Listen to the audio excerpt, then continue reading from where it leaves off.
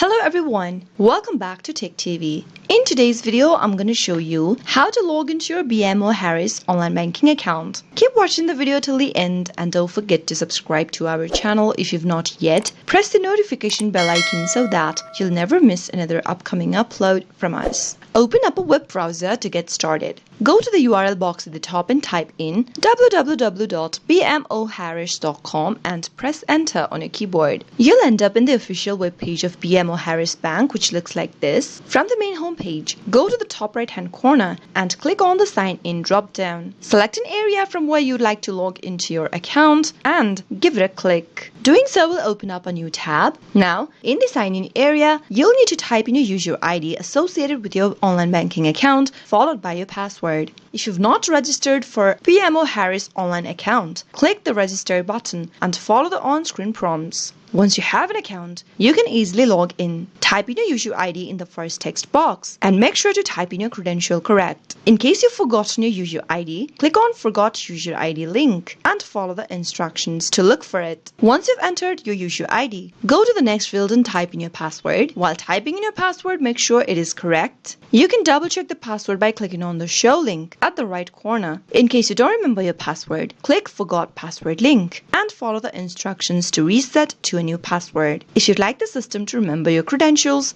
toggle on the button right next to Remember Me, but make sure to turn it off in case you are using a public or a shared device. Finally, after typing in your credential, click the Sign In button and on the next page, you'll be able to land into your BMO Harris online banking account. After logging into your online banking account, you'll be able to manage your account, check your balance, view your transactions anywhere, anytime from your mobile devices or your computer. That is how it can be done. I hope you found the video to be helpful. If it was, go ahead and give us a thumbs up. I'll soon be back with more videos like this. Thanks for watching.